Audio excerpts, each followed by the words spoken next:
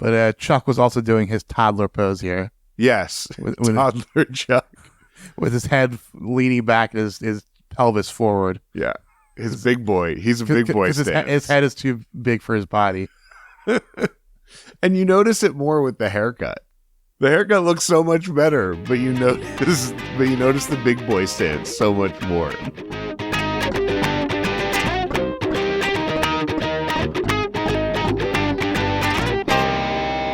Hey, Upper East Siders and all you scandal-loving listeners out there. You just tuned into the Non-Judging Breakfast Pod, where the coffee is strong, the waffles are fresh, and the gossip is hotter than ever. My name is Leif, and I'm your seasoned Gossip Girl veteran. And I'm Steve, the newbie, the greenhorn, I don't know, Leif, what are we calling me now in Season 3? I'm not sure. Just make sure you're never seen on a club on Saturday night. It's strictly Bridge and Tunnel on weekends. Absolutely, and I will not be wearing that headband in college. Sounds good. So here's the deal, folks. Leif has been watching Gossip Girl since it first aired, and I'm diving in for the first time. Together, we're a dynamic duo, bringing you all the drama, romance, and sometimes questionable fashion choices of this iconic 2007 series. That's right. Each week, we'll be taking a deep dive into the show, one episode at a time. We analyze the hidden parallels and all the obscure references. Plus, we'll also be touching on the behind-the-scenes gossip and some stories from fandom. And since we're all about inclusivity here at the Non-Judging Breakfast Pod, there is always room for you at our non-judging breakfast table. So go ahead and grab a cup of coffee, a mimosa, or go ahead and call Jesse up and see if he can bring you some of Chuck's medicine, and let's get into this. So this episode is going to be a little bit different than the norm, due entirely to my fault. The recording that we originally did for this episode was lost to the ether. So we are recording this now after Steve's already seen through episode 5 of the season. It's kind of neat, and I'm glad that we're kind of addressing this right up front, because there are some things in this episode that watching, I kind of want to bring up the looking back in at least one very boring scene. And also with that disclaimer, some of these discussions we've had, and so we are trying to make this as authentic as possible. So originally when we talked about this episode, we also talked about, announced that Leighton Meester is going to be on the second season of Nobody Wants This. She's going to be playing Abby, who's a Joanne's high school nemesis, or middle school nemesis rather. She's a very Blair coded character. She's going to be a Instagram mommy influencer. Yes, I did hear about that, and I'm looking forward to seeing that. And at this point, we had just watched the first episode of Good Cop, Bad Cop. Leighton plays a character named Lou. She is the golden child who stayed at home in a small Washington town of around less than 10,000. And her brother is estranged, but coming back to town to become a detective. And he might be on the spectrum. I'm not sure, but he's definitely odd. Yes, yeah. Socially awkward. And it's a fun show. I enjoy it. I really like what we see out of Leighton. I think that she is really, again, demonstrating her chops, that she can make you forget that she's not these other people that she's portrayed. And then you got the father is the chief of police, and then his girlfriend is a Russian woman who learned everything from about American culture from 80s sitcoms. Yes. It's like I said, it's a fun show, and it pokes a lot of fun at the nepotism of small town politics. Mm-hmm.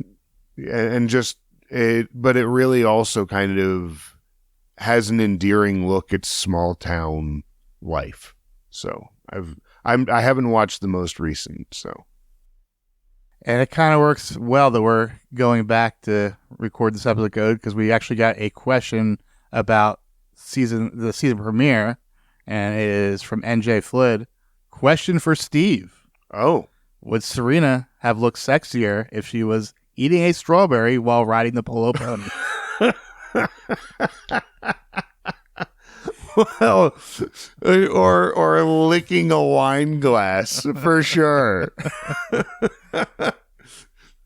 Was there any saliva on the horse when she got off? That's only illegal in Oregon, Steve. I think we should also address at this point, because I don't think anything is aired about it, Michelle Trachtenberg. And losing Michelle Trachtenberg, now that we are doing an episode featuring her, and I think there's another episode where we'll talk about this, where it was raw and initially happened, but we do want to acknowledge now that the loss and the tragedy of losing someone so we definitely do talk about that more in our upcoming episodes. Yes, but I didn't want that to be a sort of a blank here this far after. So we are here to talk about Season 3, Episode 2, The Freshmen. Original air date, September 21st, 2009. Episode title is based on The Freshman, 1990 film by Andrew Bergman, starring Matthew Broderick and Marlon Brando, in which an NYC film student, it doesn't specifically mention NYU, it's just a New York City college film student gets a job working for a mobster. Yeah. I'm pretty sure I saw this and I don't really remember much of it. I do remember Broderick being in that movie, so I don't know if I've seen it though, but I think I have. And then Andrew Bergman is best known for Blazing Saddles, Fletch, and Striptease. Who was he in Blazing Saddles? Writer. Oh, writer. Oh, okay. Yeah. He had almost a 20-year gap between projects from 2003 to 2022, and he came back to do Paws of Fury, The Legend of Frank. Animated movie. Yeah, it sounds like it. This episode was written by Amanda Lasher. She did 3 episodes in Season 2, and she remains in the writer's room at least through Season 5. Previous credits in Season 3 were in Season 2, Predator J, Gone with the Will, and Seder Anything. Which I recall all being solid episodes. Yeah. I feel like all of those episodes had moments of greatness and moments of what's happening. I'm thinking especially of Seder Anything with where they turned it into the farce, which was a lot of fun, but there was also the Gabriel stuff that was like, what's he doing here? And directed by the king of teen dramas, Norma Buckley. And Shady's back again. Yes. And you see some of those, just knowing how to get performances out of these teenagers or people being teenagers. He's so good at it. Yeah. He's so good at it. Taylor Mom's still a teenager. Yeah. Why don't you give us that Vulture recap? All right. Georgina Sparks has arrived at NYU, and like the Maenad from True Blood, she has cast a wicked spell over the city. Everywhere, formerly sane people's pupils are going black as they fall under her spell, and it's only a matter of time before they're committing unspeakable, inhuman acts against one another. Vanessa is the first to go. Just a few vulnerable words from Georgina, and she forgets that just last year, girlfriend did the exact same thing and fake befriended her in order, it turned out, to wreak havoc on another hapless human. By the time G breaks out the heavy-handed compliments about Vanessa's documentary, about the community garden in her neighborhood, V's ready to carve someone's heart out for her and doesn't even notice when Georgina shuts Blair out of her own dorm room. It takes Dan slightly longer to come around, but soon enough, Lonely Boy gives in and utterly forgets that Georgina actually pretended to be a different person under a fake name in order to sex him out of his relationship with his former girlfriend. Now, sister, Serena. And Carter Bazin is wrong. Serena's not just acting out because her daddy doesn't love her.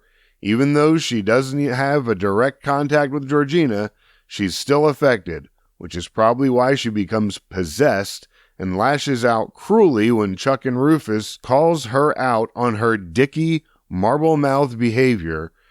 Meanwhile, Blair, the only bee big enough to stop the tidal wave of destruction Georgina is planning, has lost her powers. We trust that next episode she'll realize they aren't in your headband, Miss Blair. They're inside you. If you hear some weird noises out there, folks, it's pretty windy here today, so that's what you heard. So I never got into the show True Blood, but I think that word from the beginning is Maynad. I think it's two. It's like 3 syllables. Is it? I looked it up. Maynad. Oh, weird. Because I actually did like the pronunciation thing on Google last week because I wasn't sure how to pronounce it either. Because I was only into True Blood for like most of the. Maybe I got into the second season. I only got a couple episodes in, but I just going because I believe it's a Greek word. It is. So Maynad. Maynad? Okay. I think. You're correct. It is a Greek word. It comes from Greek mythology, and now it's funny. Had we had this conversation when we first recorded it, I would have been a little bit more on top of it because I had just looked it up right beforehand. But I'm not guaranteeing I had the pronunciation correct by any means. Act 1 begins. Gospel Girl narrates. Every fall, confident high school seniors transform into nervous college freshmen. They leave their parents' homes for the hallowed halls of higher education. And like any new venture, starting college holds the promise of limitless opportunity. The opportunity to conquer a new territory or to try to be a little less lonely.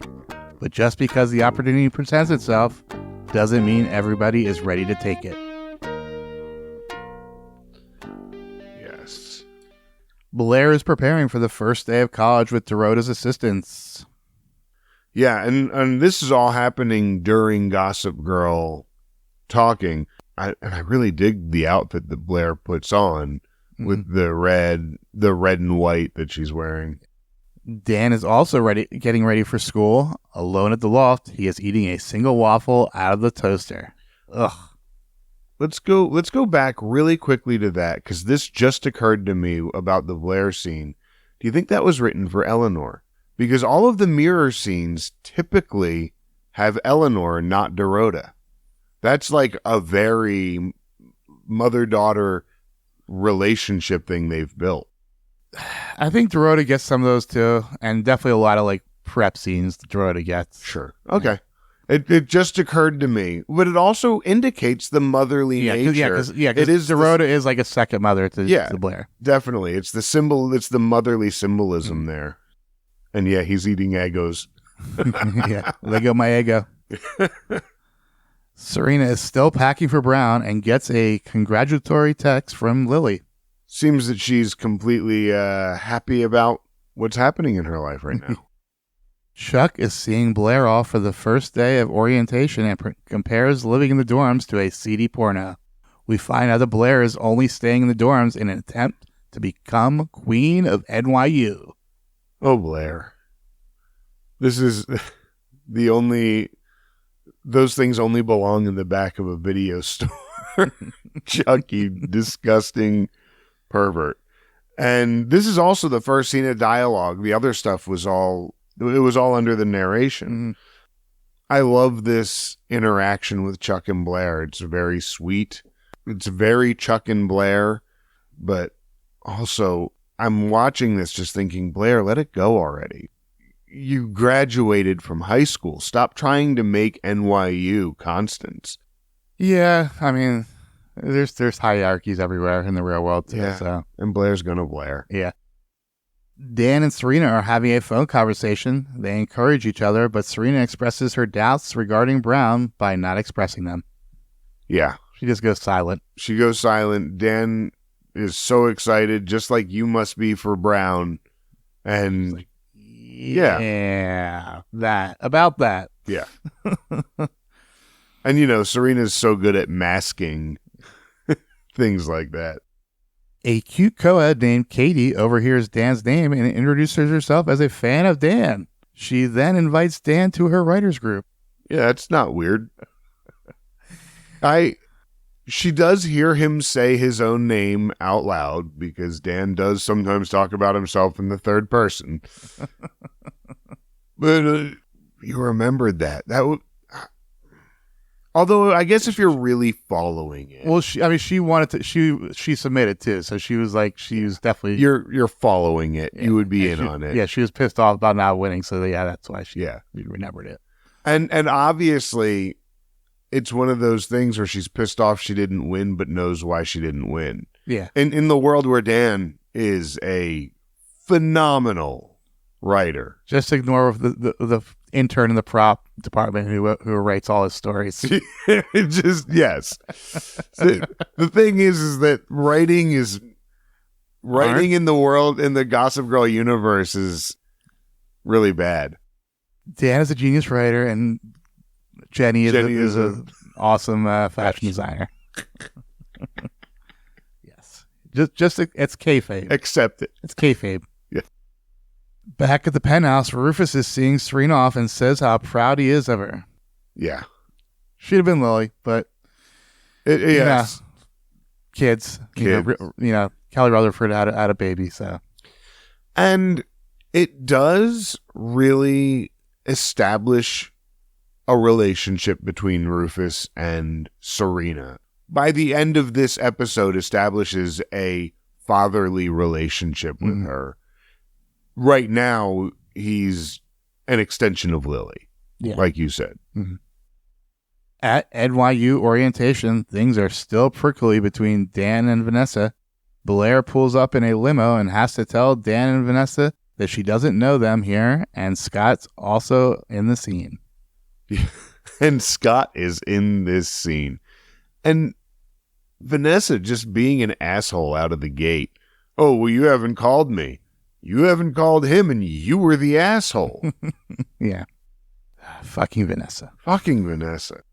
Serena shows up at Chuck's hotel room and declares that she needs a place to stay because she isn't going to Brown.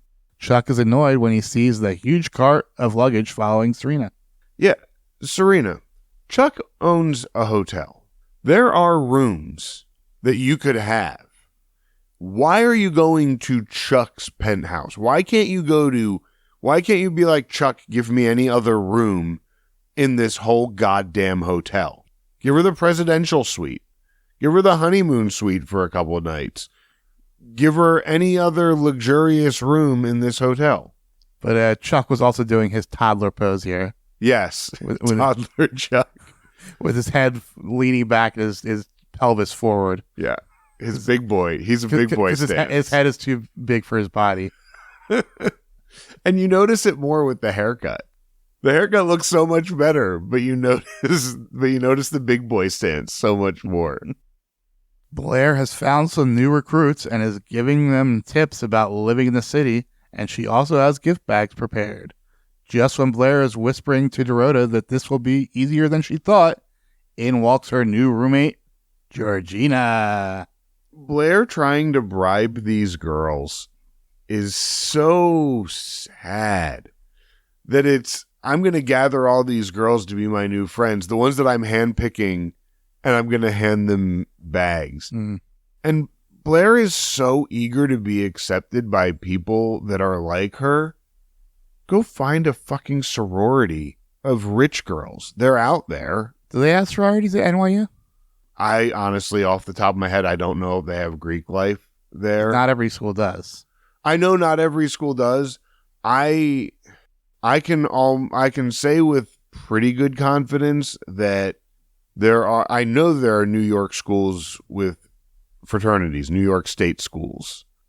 I cannot tell you off the top of my head about NYU specifically. According to Google AI, yes, they do. Okay. I thought so because it's such a big school. I was trying to think if my fraternity is there, and I don't think we are. Whereas we are at Drexel, and I think we're still at UPenn. We used to be at Temple. So we've been in big schools, but I don't think we've been at NYU. And of course, we get the payoff from the season finale of Georgina being Blair's roommate. Yes. And instantly, are we there? We're not there at the conversation between them yet. This is just the big hug and surprise. Yes. And Gossip Girl goes to commercial break with Rah Rah Sis Boom Ba. Georgina's pulled a coup d'etat. Welcome to College B. This is going to be a blast. Act 2 begins, and Blair is flipping out. Georgina is the excited and surprised friend. We also learn that Vanessa's dorm is just down the hall. Blair calls Dorota and tells her to start planning a party. There are a couple of things here. First of all, we all know that Georgina set this up. So when she comes in instantly denying it, it's like, okay, here's a scheme for sure, which we knew she was going to do. But she plays it so well. Like, she plays it so cool. Mm-hmm. Blair has that line where no, Jesus and I redefined our relationship. What, he dumped you when he realized you were Satan? And Georgina is just Teflon with all of her barbs. And anytime she'll make a direct thing or accusation, and it's not just Blair, it's anytime someone says something to Georgina that is not in line with what Georgina is presenting, it's just gone. She just ignores it. It washes off. And if there's ever a reaction to it, you're gone. You don't see it in her face. Yeah. So it's a really cool character trait that I realized today. Serena is explaining to Chuck about not being ready for college. Chuck compares going to college to adopting a baby or a poodle. Just an accessory. Chuck reveals his new business plan to create a speakeasy. Why are you confiding in Serena? I get it. She's there. You're excited. But you're giving her the pitch that you don't want anyone to know. Yeah. It seems risky here, Chuck. Or if you're going to do it, at least tell her no one's supposed to know this yet. Yes. Make sure when you're telling someone a secret, they know it's a secret. Yeah. Dan and Vanessa run into each other at the bookstore and decide that it's stupid to fight fate and quickly apologize and make up. As they start to do the best friend thing and download all their personal news since they last spoke, Georgina walks in. G apologizes for the past and asks for a fresh start. Vanessa seems much more willing to grant that than Dan at this point. I start this scene with, what does Dan have to apologize for? Vanessa showed up to a place where she wasn't supposed to be and attacked him for doing the stuff that he was doing with his family, and then ran off. And Dan's like, all right, well, fuck her then. But he lied about going on the subway. Sorry. I retract everything I just said. I love Dan's reaction to Georgina. Yeah, the physical reaction. The whoa. Crazy lady over there. And he had the same kind of reaction in the season 2 finale. Yes, exactly. Like whenever she shows up, he just has that. His attitude's going to change pretty quickly, though. Mm-hmm.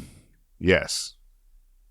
Nate and Bree have been enjoying their secret relationship since last we saw them. They plan a 24-hour fuckfest to determine whether they would get sick of each other in an actual relationship. So this is when I had to have one of those real moments and come to the conclusion that I never wanted to admit, that Nate is boring. This scene is boring.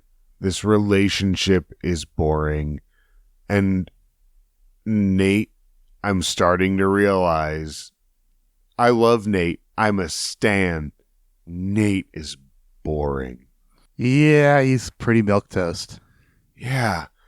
When he's written with the non-judging Breakfast Club, he has great moments and he has great interaction. He's a great bro. Yeah. But that's about it. Yeah, but when they try to put him into romantic situations, and a big part of it is these are people who are always scheming and digging and stabbing each other in the back which really isn't Nate's character. Mhm. So it doesn't kind of go with the excitement of the rest of the show. So I understand why he's more boring, but I'm so sad to realize that Nate's boring. Yeah. Chuck is having his business meeting with a stuffy old white guy. Chuck is being less than honest about his true plans when Serena comes in the door talking on the phone in Italian. Chuck has to take a call, and Serena lets the cat out of the bag vis-a-vis the club in the bank vault. What an asshole. Why are you walking into someone else's meeting and opening your mouth when you were told, please don't be here? Please don't come home tonight or for a while because I have a meeting I don't want you here for. Well, you see, Serena's a narcissist. Oh, So, yeah. okay. Yeah, that seems... It's so funny to me. And this episode really does a good job of breaking away from the Serena that they tried to present for so long. The beginning of this series was the bad girl gone good and how good she's always trying to be. And not that she's really becoming a bad girl, but we're seeing that she's a lot less dynamic of a person and that she is much more just one-dimensional, that if it's not for Serena's sake or if it's not to Serena's liking, then fuck everybody else. And we really see that in this episode where she's like, fuck Chuck because he made me sad. And we get a mouth-watering montage of sushi prep for Blair's party, but only one person showed up. It turns out everyone else in the dorm is watching a movie down the hall. That food looks so good, though. Yeah. That sushi, I could... Ease off the Toro, Steve. As soon as she walked out, I'd shove 4 more down my gullet. I would have done the same. I actually, Robin and I, for the first time, we both like a lot of food. And Robin's been a foodie. Robin's the reason I'm a foodie. But we actually had oysters for the first time the other day. We had never had them before. Just, raw oysters at a place in Philly. I can't remember the name of it. It's on 6th and Walnut. It's a super old place been around for over 100 years. And I can't remember the name of it. It was really good. Really enjoyed it. If you like Poorhouse in Montgomeryville, like once a week, it's like Wednesday maybe night, they have $1 oysters. Oh wow, are they good? Yeah. Okay, good. Because I'd hate to show up and get $1. It'd be like, hey, we're going out for $1 oysters and coming home. I'm surprised that you haven't had oysters with Gabe yet. Yeah, I've had like mussels before, but I've never had. Yeah, it was the first time having oysters, at least that I remember. Maybe I have. He usually has them at his New Year's Eve party. Huh. I don't think I've been to one of his New Year's Eve parties. You weren't the one 2 years ago? No. No? Was I? I thought you and Robin were there. We were at a birthday party. We were there no, we were definitely not there for New Year's because we were at home 2 years ago. We were at Shields this year. Chuck is getting up on his tippy toes in order to berate Serena about ruining his meeting. Serena storms out of the room. On his tippy toe. I mean, Blake is a statuesque woman. I'm a big boy, and I'm going to need you to leave. You train wreck. Blair finds the rest of the people from her dorm are in Vanessa's room applauding her documentary and eating pizza. Georgina drops the mask a bit as she literally closes the door in Blair's face. Burn. Yeah. Georgina knows how to make people feel good about themselves. It's one of those interpersonal skills. I almost cried when I saw the gang member, what did he plan his first whatever or something, or yeah. And Gossip Girl narrates as we go to commercial.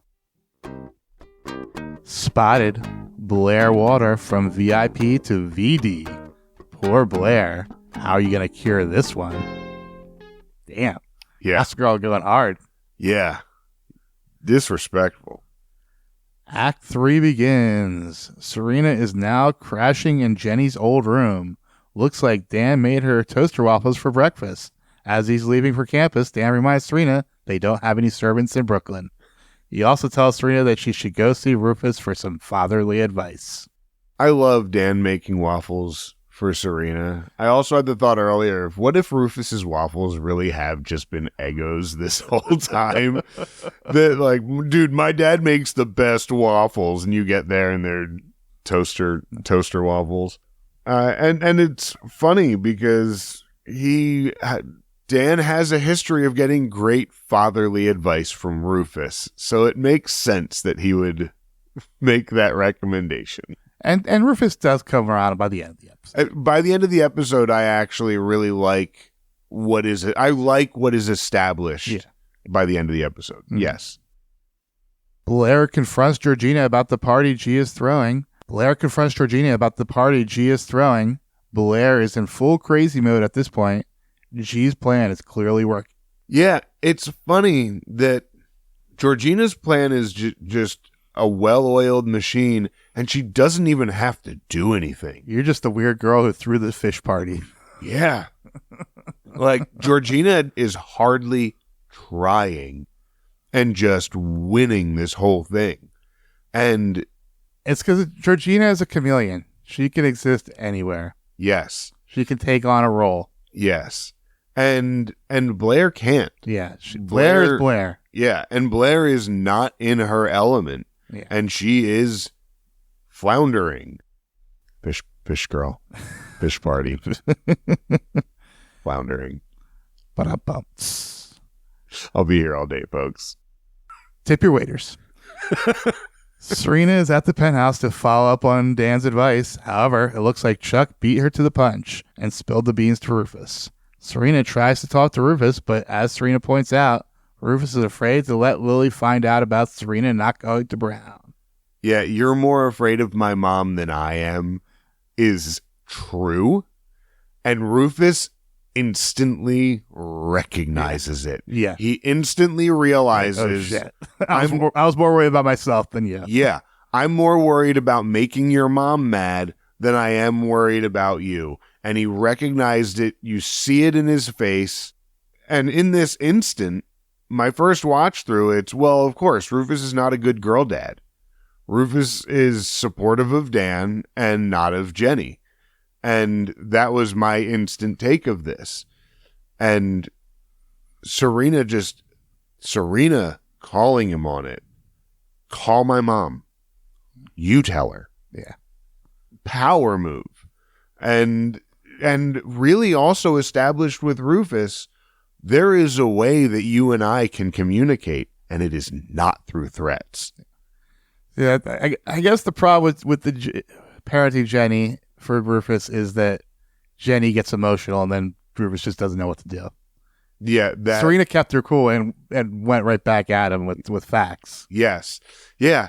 And because Serena really isn't one to blow up. Yeah. She crashes. She'll crash and burn, but she won't blow up. Yeah. Serena calls Carter and invites him to dinner. At this point, in our previous recording of this episode, I asked, is Carter Basin going to be full cast at this point? And we discussed that no, he is not. He's still doing gig work. Well, I mean, you can tell just by the credits. If you watch the credits beginning of the episode, it'll let you know who's main cast and who's not. Tell that to Amber Benson from Buffy. Well, she was credited as main cast for that one episode. She sure was. I actually asked her about that at a Comic-Con. That I said, what was it like to finally have your name in the credits? And then... And some impressive call quality considering she was in an elevator. Yes. Those cell phones, the 2009 cell phone plans of the rich. I mean, because it's a nice building. They have a cell phone tower in the elevator. Like, oh, Wi-Fi. Dan is impressing people at his new writers group when Blair comes in and invites Dan to be her date to Georgina's party?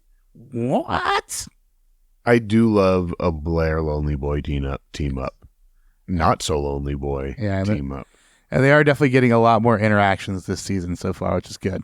Yeah, I love it. And I do like that they have been kind of forced together, especially where Serena's taken out of this location and we have Dan, Vanessa, Blair in the location. Yeah. And I know that I forget if it started here or when we discuss Vanessa making sense to be there. Yeah. And it really ups the quality of character that she... Why wasn't she a student at Constance? Why wasn't she just a student at Constance? And Gossip Girl is just as surprised as we are. Forget the Four Horsemen. The real evidence our world is coming to an end. Blair Waldorf needing Dan Humphrey to rescue her from social extinction? Act 4 begins. Dan and Blair are climbing the stairs to G's rooftop party. Dan admonishes Blair that headbands are totally high school, and it's time to grow up. Blair does thank Dan for bringing her. Dan saying, I'd like to think that if I needed this, someone would do it for me. Though let's be honest, we both know it wouldn't be you. And I love by the way, no headbands in college and just tosses, which probably like a $500 headband.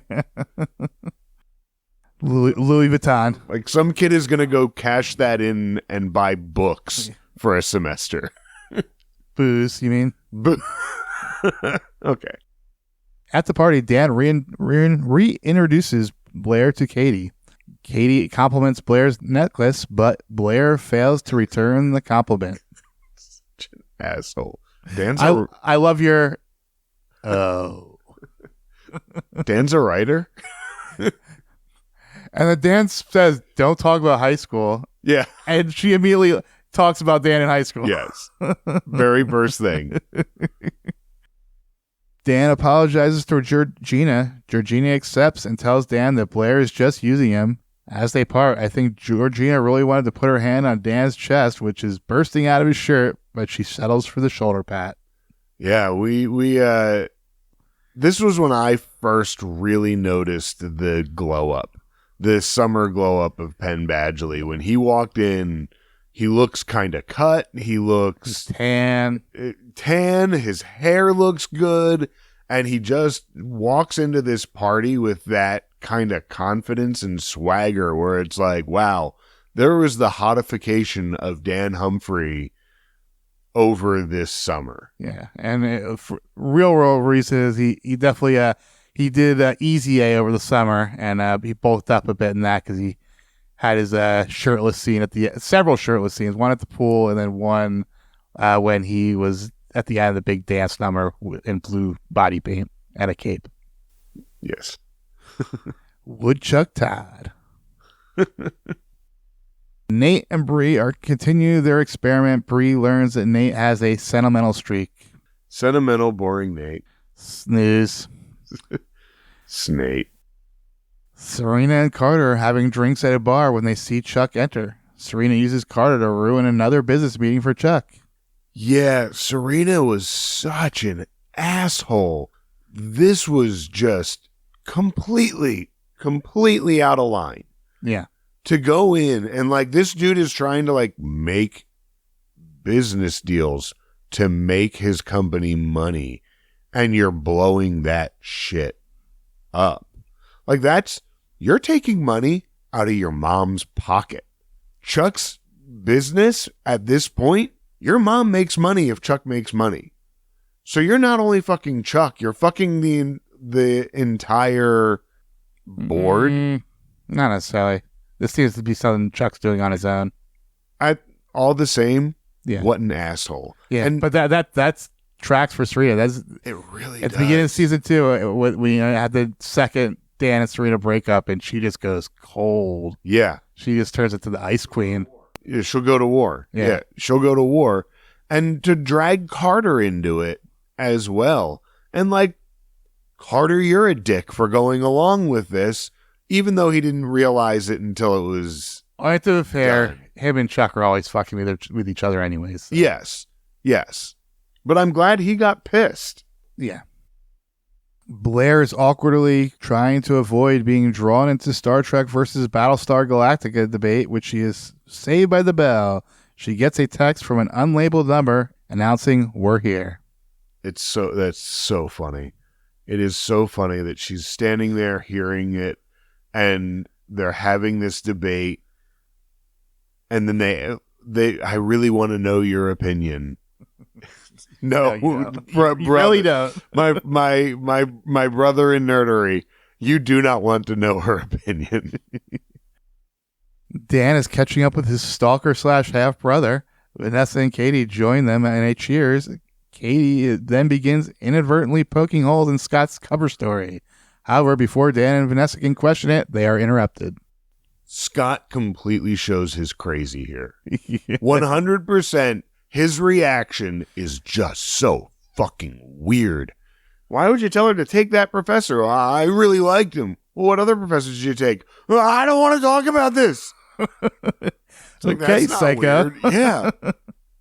Not a good look. No. It's almost as if he didn't actually go to NYU this summer. But that would be crazy. And then they are interrupted by Blair taking over the DJ stand to make an announcement. This might have been Blair's most well-executed plan ever. She invites the people from Georgina's Jesus camp to make it look like Georgina was trying to recruit everyone to a cult. Yeah. Blair gives her whole speech about Georgina being this upright Christian person, really lays into that aspect of it, and then the cult comes in and Blair yells it's a conversion party. I mean, it's weird. Blair's speech. But yeah. So I've actually been to things like this at college where like it was supposed to be like, a fun get-together party. Yes. And then they hit you with the fucking Have you heard Jesus the good shit. Lord? Yeah. Yes. 100%. Yeah, you're right. I have been to those. I have seen that. I've gone to some. I've even gone to some kind of knowing and then being like, oh wait, but this guy's telling me it's not like that. And yes, I've definitely fallen for Jesus traps before. And Gossip Girl has this to say as we go to commercial. Seems that Blair Waldorf has finally found Jesus and invited him to crash Georgina's party. Act 5 begins. At the bar, Carter is telling Serena that he told her how he feels, but is done being used by her. Fair. You were completely fucking used just because you're the person that would piss Chuck off more than anyone else. At the party, Blair is inviting select guests to take the limo she has waiting downstairs to her party at the Monkey Bar. Dan is fighting for his loyalty. Vanessa is not. Your name's on the list. Yours is not. What really occurred to me when I saw that, did she get the name of all of these people to put on a list at Monkey Bar? Sure. Dorota did. Okay. Facts. Fair. Dorota's counterintelligence for sure. Give me the name of every person in that dorm and then submitting that name with Vanessa's crossed off as the list. Katie, however, wants to know what Dan's going to do, and with some encouragement from Vanessa, takes the crown of NYU right out from under Blair. Dan and Georgina go to grab a beer together.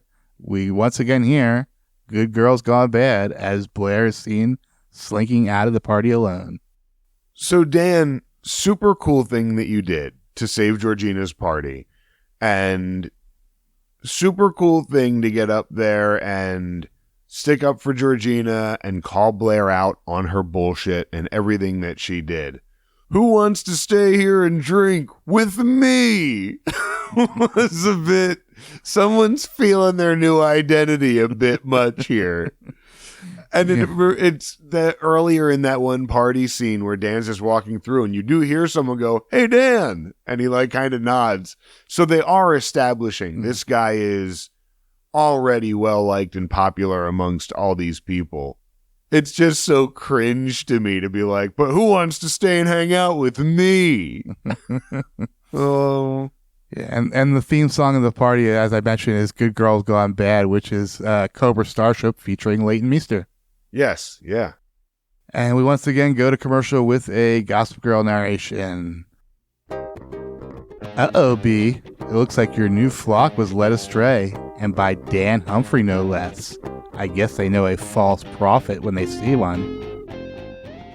We go into the epilogue. At the loft, Serena and Rufus have a much more productive discussion. Serena is an idiot, but at least Rufus doesn't blow up at her, and he says he wants to help her. Here, Rufus comes in and starts being a better dad. Yeah. And starts actually listening. And starts to actually listen as Rufus and not as Mr. Bass. And he really takes in what she says and makes it personal to himself and realizes that he's done something similar. Mm-hmm. So I really did like how he came around here and said, we'll figure this out. Nate overhears Bree on the phone with her mother trying to defend the relationship. Even though Bree's mother hangs up on her, she and Nate decide to continue the relationship in hopes that her family will eventually come around. So boring. Part of me wonders now if she was actually talking to her mom or just saying all of those things and then hanging up when Nate walked in. Yeah, I don't want to get into it. Well, I mean, if you remember in the first episode, I pointed out the one thing we learned about Bree's personal life was the story she told. Well, which one was that? About her cousin being left at the altar. Yes. Oh, yeah. Yep. Blair and Serena are on the Met steps reminiscing about high school. I love bestie scenes. I love that they brought them together and made sure Blair and Serena, who are now kind of living different lives, came together and still were besties. Mm-hmm. And gave a nice sort of recap of the episode, sort of. Scott is meeting with Vanessa, and he's prepared formal reviews for each professor to present to her. However, I think the show is trying to tell us that Scott's fake feelings for Vanessa might be coming true. No. I totally went here. For real, though. For real, I totally went here. Look, I totally didn't just pull all of this off the internet. It's also, it occurred to me while we were discussing a previous Scott scene. This is the second time someone used Vanessa to get to Dan to get to someone else. Georgina came in, used Vanessa as another person, as Sarah, to get to Dan to get to Serena. And now Scott comes in using Vanessa to get to Dan to get to Rufus. She's a mark. Yeah. Scott's just... He's definitely a Humphrey because he's a horrible liar. Yeah. Serena finds Carter and apologizes to him. They make out in the middle of the sidewalk. Looks like these guys are going strong. Yep. A defeated Blair climbs into bed with a still sleeping Chuck. It's good that even though these two are failing out in the world, they still have each other to come home to. It was sweet. It was really sweet to see those two who had such a shit day come back and get into bed. Yeah. And yeah, I liked it. A hungover Dan wakes up to a call from Vanessa. He declines the invite to hang out with Scott and her. The camera pans out and we see Georgina awake with her head in Dan's lap. The two share a kiss. Uh-oh, Dan. And then Gossip Girl ends the episode with, apparently, higher education doesn't make for smarter decisions. So take out your notebooks and sharpen your pencils, kids. Gossip Girl is going to college, and this class has a lot to learn. And no XOXO Gossip Girl. No, there was no XOXO at the end of this one. Normally we do predictions here, but obviously you've seen the next few episodes. So yeah, anything from this episode kind of connects that makes more sense now? like I said, for one, the Bree conversation with her mom, that was a bulb going off. Although at the same time, she has not at this point seen Carter. So that's where that kind of plays out.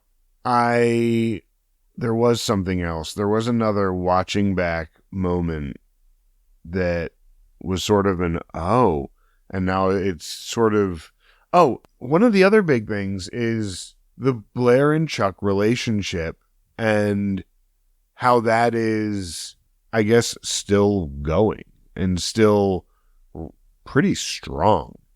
Yeah. Yeah. And it's just kind of there. Yeah. Yeah. It's just these two are together. They're having some separate stories. And yeah.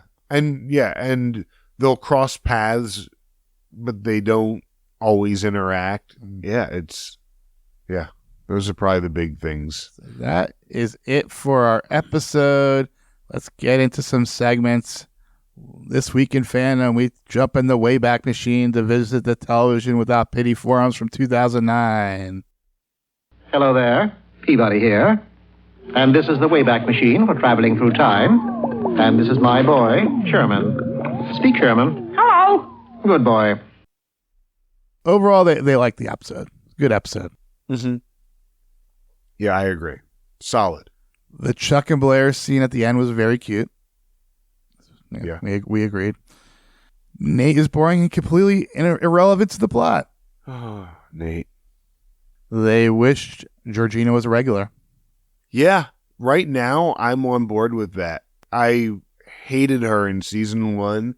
I think that she has been phenomenal since she came back. And I think that she really does add a spark. Although at the same time, now that I'm saying all of that, that's all the more reason to use her sparingly. Yeah. Because she's chaos. She is chaos. Vanessa still sucks. Yeah. Yeah. Yeah. Yeah. Scott is creepy. Yeah. Yes. Yes. Dan's popularity continues to grow despite stupid decision to hook up with Georgina. Georgina right now is popular.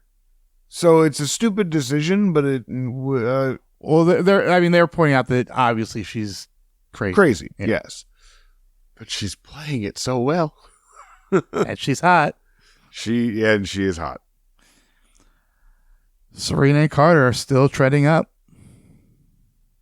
Yeah, okay. But Serena as an individual is an idiot. Yeah, 100%. That is it for Television Without Pity Week in Fandom. So let's go ahead and get some episode grades. You went first last time, so I am going to go first now. Overall, this was a good episode. Writing came together well. I love the Dan and Blair stuff. I love the schemes coming off, and then Dan at the end interrupted it and became king of NYU. So I'm going to give this a B+. I am pretty much in line with you. I gave it a B, a solid B. I thought it was really well directed. I thought that that most of the writing was good. The Nate stuff, I think that the whole letter grade down instead of going to a B+, comes from my disappointment in realizing how boring Nate is. That really affected me. Because ultimately, the Nate scenes were really the weak point in this. Luckily, they were short. Yeah, luckily they were short. Go get into some stock watch. Going up for me, I had Dan. Obviously, he is now the king of NYU. Georgina, because she is running circles around Blair. Even though Nate and Blair were boring, they're boring, they still are happy in a new relationship. And then also Rufus, because he came around at the end. I have a lot of the same. I have Dan and Georgina, because Georgina right now is also the queen of NYU. In the social hierarchy of the show, of Gossip Girl, the hierarchy, the king and queen right now are Dan and Georgina. So that's why I have them both going up. I actually had Carter going up because he landed Serena. I originally did not. I originally had Rufus going in the middle. I decided to give him the up because That's a change. I thought that one was a change, but the third watch gave me a lot more perspective on Rufus, and I gave him the up. And I have Vanessa going up as well. And mostly I have Vanessa going up because she made sense to be there. And I felt that was a nice change for her. She's a tool, she's getting played, but she's also happy right now and she doesn't know she's getting played. Going down, I had Serena because she's flailing, Blair because she's flailing, Chuck because his business deals are falling through, and Vanessa because she's getting played. I had Blair and Serena as well for the exact same thing, that they are just drowning in what they're trying to do. I had also Chuck going down because he lost this whole business thing that he was trying to put together because Serena is such an asshole. And I also had Scott going down because Scott is creepy and clearly did not go to NYU and is weird. Fair enough. I just didn't care enough to put him either up or down. But here's the best outfits from the last episode we've seen. Moving over to best outfits. For me, I had Blair's purple silk mini dress by Victoria Beckham with the yellow Louis Vuitton pumps. I had Chuck's business his business suit that he wore. You changed that one up. Oh, did I?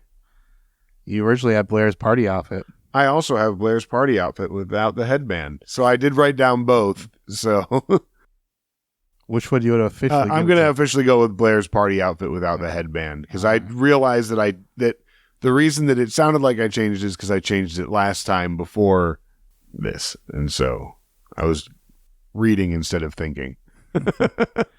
Well, that is it for segments. What are you plugging? Well, for one, you can check out my Instagram or TikTok, steve.marchon, Marchion.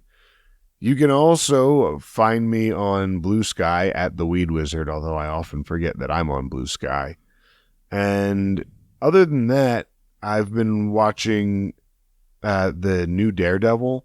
I don't know if you've seen any of that, but Daredevil has always been my favorite Marvel character. Since I can't stand him. He's so boring to me. That's really funny. I've always loved Daredevil. Ever since they did like a Daredevil Hulk crossover in TV movie with what's his name, Bigsby, who played the original David Banner, it was David Banner in the TV show. Lou Ferrigno? That was the Hulk. I'm trying to think of the guy that played Bruce Banner, but they called him David Banner. Oh, well. But they did a crossover, and I loved Daredevil ever since. So I actually went back, rewatched Punisher, the season 2 of Punisher, and now I started watching Daredevil because love him. Nothing to plug for me this week, but if you want to follow me on social media, you can find me on Instagram and on Blue Sky. I'm at Hot Capicola. That's HOTCAPICOLA. And if you want to follow the podcast, we are on Instagram, Threads, and TikTok at Non-Judging Breakfast Pod. You can also find links to our subreddit, our Discord server, and Patreon on our website, nonjudgingbreakfastpod.com. And if you'd like to get in touch with us, we would love to hear what you have to say. And as we demonstrated today, we will happily read your questions here on the Non-Judging Breakfast Pod. Please send us an email at nonjudgingbreakfastpod@gmail.com. And we'd love to hear what you have to say. Also, while you're listening, if you could, give us a like, a follow, subscribe, And please leave a comment. Those things really help with our visibility on Apple Podcasts. And while you're at it, please tell a friend what you're listening to and get other folks to listen as well and make us your water cooler talk at the end of the week. The start of the week, I guess. Well, and we will be back next week to talk about Season 3, Episode 3, The Lost Boy. The Max episode description reads, Serena thinks Carter is up to old habits. And I rightfully predicted the last time you read that Serena was going to get a lot of bad information, make a lot of accusations, and turn out to be an asshole at the end of the episode. Although they really played him really well. Yeah. But she was still an asshole. Well, until next time, you know you love us. XOXO. Every time you walk away, run away, you take a piece of me with you there. Every time you walk away, run away, you take a piece of me with you there. Every time you walk away, run away, you take a piece of me with you there. Oh, it seems I'm walking right to your door. My heart's still resting, looking for something more. Are you ever gonna see everything you mean to me? I'm trying really hard to believe. Every time you walk away or run away, you take a piece of me with you there. Every time you walk away or run away, you take a piece of me with you there. Every time you walk away or run away, you take a piece of me with you there. Never feels right when I'm out here on my own. I left last night and it feels like way too long. Are you ever gonna see everything you mean to me? I'm trying really hard to believe. Every time you walk away or run away, you take a piece of me with you there. Every time you walk away or run away, you take a piece of me with you there. Every time you walk away or run away, you take a piece of me with you there. Come back to me. Smile and you'll make my life complete. Every time you walk away or run away, you take a piece of me with you there. Every time you walk away or run away, you take a piece of me with you there. Every time you walk away or run away, you take a piece of me with you there. Every time you walk away or run away, you take a piece of me with you there. Every time you walk away or run away, you take a piece of me with you there. Every time you walk away or run away, you take a piece of me with you there. Every time you walk away or run away, you take a piece of me with you there. Every time you walk away or run away, you take a piece of me with you